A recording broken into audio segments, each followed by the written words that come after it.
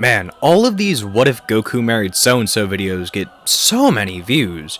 I mean 100,000 on just what if Goku married Android 18 alone.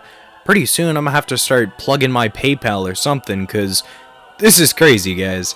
But yes, today I'm going to be talking about what if Goku married Android 21, which, you know, you might think, why do you keep making this same sort of topic? What if Goku married some girl from Dragon Ball? Well, it's mostly because you guys seem to like it, but also because it's been recommended a couple of times, at least for this character. Now, I have had other characters I could have placed in this spot. Most of the time, you guys suggest gay relationships, which, as much as I do support that community, I'm not exactly sure how well I could represent them without just making just a ton of gay jokes. I'm serious. It'd just be straight mockery at that point. But still. Today we are focusing on Goku marrying Vami, or Android 21, who is not only Dr. Gero's wife, but also the mother of the human version of Android 16. And, of course, Vami was a lot older than Goku, so we will have some necessary setup. And, as some of my Saiyan scholars might know, there was a certain event that coincided pretty well with Dr. Gero's childhood, that being the Saiyan Tuffle War. Yes, we are going back a while for this one, boys, and it does get a little crazy at the beginning, but it also combines another story I kind of wanted to tell. Something Dyson Sphere, but that is a topic for an entirely other day. For now, let's get into the story of this what if. On a far-off planet known as Planet Plant, two warring factions continued to fight it out. One was a civilization with technology evolved past anything else in the universe. The other was a physically powerful nation that had moved from planet to planet, trying to expand their empire, as well as find a proper challenge. And this was just that. Although the Saiyans had no idea the real threat they were going up against, as the Tuffles were eventually able to develop technology that was able to beat out the Saiyans' might. Their brain had overcome brawn, and the Saiyans were at a major disadvantage. They were able to sometimes regain their territory through the ability they had whenever coming in contact with a full moon, although now it seemed as if that wasn't even going to help. That was a very rare occurrence, one that only happened once a month, although now they were able to pull ahead, as through an ironic turn of events, a Saiyan scientist developed technology that allowed for the Saiyans to turn into a great ape whenever they needed to, a power ball, which would turn the tide of the war and finally give the Saiyans the edge to overcome the Tuffles. And now, with most of the Tuffle forces completely eradicated, the Saiyans claimed Planet Plant as their new homeland, calling it Planet Vegeta, naming it after their king. However, the Tuffles were so close to their own trump card, to the point where they actually had it finished by the time the war was over. But by that point, there was nothing they could really do. The number of living Tuffles had dwindled into the single digits. Only 3 remained to actually launch this trump card, and they weren't even sure if it was going to work now, as it would have required them to raise this child firsthand. But maybe, just maybe, if they send it off to a far-off habitable planet, then he will be able to grow up strong enough to take down the Saiyans once and for all. Although they won't be able to actually influence its growth, they hope, they pray, that eventually the Saiyans will pick the wrong planet to attack, and this warrior will be there to defend it. But ultimately, that's only a fleeting thought, as by the time they're able to launch the space pod, this would seal their fate. The Saiyans would find them, and finally cause the Tuffle race to go into extinction. But even if the species was completely destroyed, it will still live on in this child. Goku would be drifting throughout space, still inside of an incubation chamber, although now inside of a space pod. Goku would eventually land on Earth, unknowingly on Mount Paozu, where Grandpa Gohan would find him, and to take this child into his care, understanding that he was probably some lone survivor from a far-off planet. Basically the Superman backstory, even if now it's a bit grittier. Although this isn't the same Grandpa Gohan. Rather, it's a far younger, far less experienced man, who would ride Kinto-un over to Master Roshi's island after seeing this child crash land here. He would bestow upon his master the child and tell him he has no idea what he's supposed to do.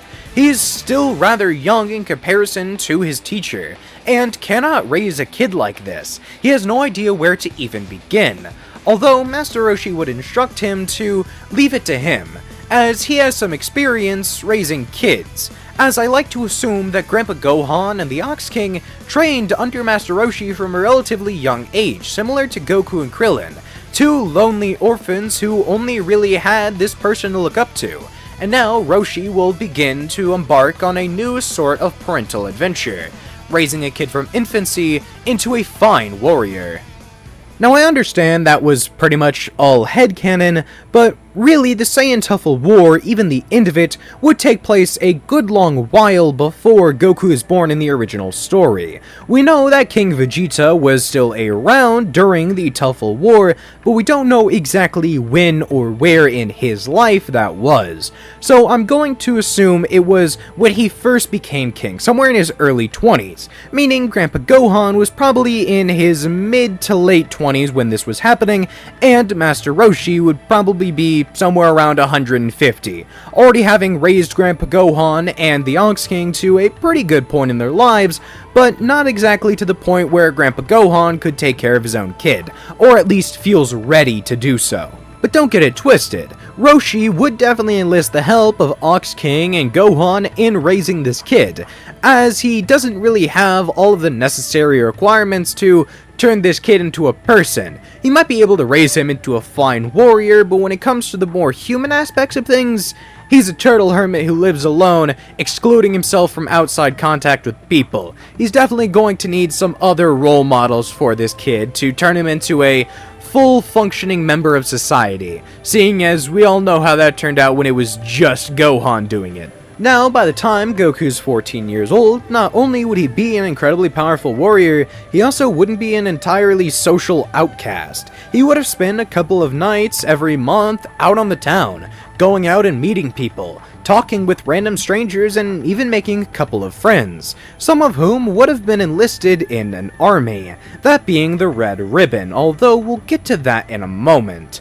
Ox King would have suggested that Goku actually goes out every once in a while, as he was one of the only people in the group to not have turned into a hermit, so Ox King would take him out every now and again, showing him the outside world instead of just having him live on an island his whole life, and this would do the boy some major good.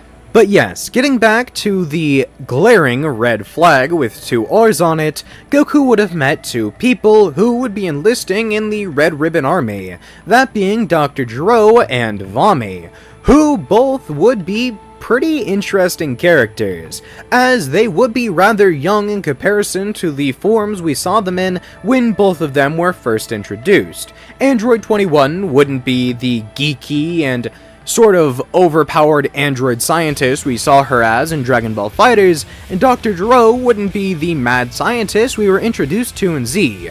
Rather, both of them would be kids, 14 or 15, same with Goku. They would all three get along pretty well, and like I said, would be friends. It's a new dawn, it's a new day, whatever they say, Goku and Gero would eventually have a wedge driven between them, as both of them would have had feelings for the third member of their group, Vami. However, Goku had a much more civilized way of going about this.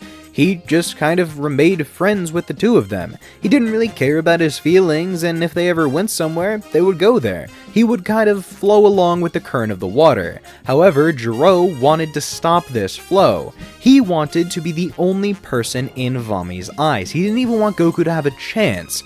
However, this would prove to be his very undoing, as eventually Gero would get so jealous he wanted to take Goku out of the equation entirely. As in, murder him, as Gero is a bit of a loose cannon. We know this from the original story, as yes, even though under more extreme circumstances, he did go full out insane. developing killer androids, and here it would be sort of similar but also sort of different. He would create mechanized enhancements, ways to improve his own body to the point where he could contest Goku, challenging him to mortal combat, fighting for the lady's hand. Although he didn't realize how much of a Discord moderator he was being right now. And even with his robot/android enhancements, Goku would still easily overcome this and take Jiro out pretty easy, although he wouldn't kill him, only serving to enrage the mad scientist. This would all be going down while Vami watches, somewhere near East City. Goku would spare him, telling him to just come back to the circle. He didn't have to exclude himself, he could be their friend still, yet Jiro wouldn't have it. So he activated a self-destruct feature, one that would hopefully kill Goku, yet it wouldn't, as Goku would just absorb the energy. It was mechanical and therefore something Goku was familiar with, even if he didn't know how exactly. He would absorb it, take it in, and get a bit stronger, although there were some pieces of shrapnel still stuck in him which he would have to take out, but those were only minorly annoying. It's not like any human natural resource could actually kill a Saiyan, like I definitely didn't say in another one of my what-ifs. That's just preposterous. Yes folks, I heard your comments. Vegeta getting killed by a rock was kinda stupid, but I didn't want to make Goku a full-on murderer there, and I kinda did also have to remove Vegeta from the story. We all know Bulma would leave Goku for the Prince of the Saiyans any day, so it only made sense. But I'm done defending my decisions, let's get back to the story. Goku would be majorly distraught at his friend's death, to a point even blaming himself for what had happened. Maybe if he hadn't been here, maybe if he hadn't met these two, they could have had a long and happy life together, gotten married, had kids, who knows. But Vami would tell him that this wasn't his fault, comforting him and trying everything in her power to make him change his outlook on things. Jiro got jealous. He wanted to be the super powerful alien guy, yet he couldn't. He was just mortal. That corrupted him, made him go insane, wanting to be better. And if you couldn't already tell, I'm drawing major parallels between Goku and Superman and Jiro and Lex Luthor here. It's sort of just a way to make things interesting. Although Vami isn't your typical Lois Lane, she's also a very interesting and proactive scientist, somebody who will be majorly helpful for Goku going down the line. This entire thing was mostly to give Goku some sort of a love interest, something to make things a bit more interesting, seeing as we are setting things quite a bit before the actual story of Dragon Ball takes place. But speaking of that, let's skip forward a bit, to the point where Bulma would actually get involved with everybody's lives. This would be multiple decades down the road though, let's say 20-25 years. Goku and Vami would have gotten married at the age of 19, although now they're 39 going on 40, but they appear a bit younger, more so 29 going on 30, seeing as that's around where peak physical condition would be for the two of them. They would have both achieved immortality to a certain extent. They can still be killed, although their bodies will remain in peak physical condition. For Goku, because he is being charged by an outside power source, the main subject of this what if, the Dyson Sphere, which would practically give him eternal youth, or eternal peak physical condition. Whereas Vami would have actually taken some of the research Jiro had done, and with her own scientific knowledge approved upon it, making herself the first artificial human. Well, cyborg, seeing as she isn't actually an android. She's just a person who gave herself cybernetic enhancements, and now has the same sort of everlasting peak that Goku does. Now, this has a bit of a dual purpose for Vami though, as it means she is now physically capable of sparring with her husband, which is something very important to Goku, as even if he's just a genetic clone of a Saiyan, he is still a Saiyan, and fighting strong guys is something genetically baked into every Saiyan out there, except for hybrids apparently. Although, speaking of hybrids, Goku and Vami would actually have a kid of their own, who they would name Jiro, after their fallen friend. However, I'm going to refer to him as Gohan, seeing as I will eventually get confused and call him Gohan anyway, so we're just going to call him Gohan from the jump. However, understand that in the story, he would be called Jiro. Funnily enough, Gohan would be about the same age as Bulma when she comes in search of the 3-star ball, which Roshi would hand over with no problem. He has raised more than a couple of kids at this point, and doesn't really have any interest in any girls under the age of 20. Okay, under the age of 18, but he's still getting better, okay? That aside, we're going to have Gohan take the place of Goku and multiple other what-ifs, having both of his parental figures kind of push him into going on this adventure with Bulma. It could be some nice real-world experience, as well as pretty interesting to see a giant magical dragon.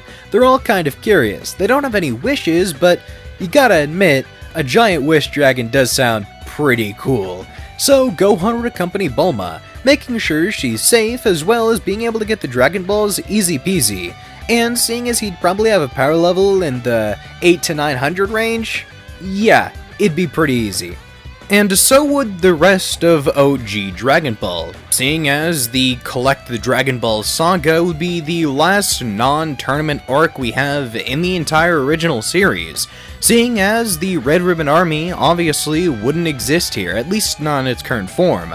Goku would probably take out the rest of the army after what happened with Jiro and the corruption that he faced. And as for Demon King Piccolo, he would never get released, seeing as Roshi would be far more powerful as well as more observant, and would probably not want to release the greatest evil that the Earth has ever witnessed. Even if Piccolo did get released, he would be easy pickings for the rest of the group. So it would kind of just be 21st, 22nd, 23rd Tenkaichi Budokai sagas, all place after place, which would be entertaining, but would just be a bunch of matchups for me to say Goku wins, which doesn't really feel all that interesting. So for the next part, we'll skip to Z. Although, seeing as this video is already over 16 minutes long, this is where we'll be ending things for today.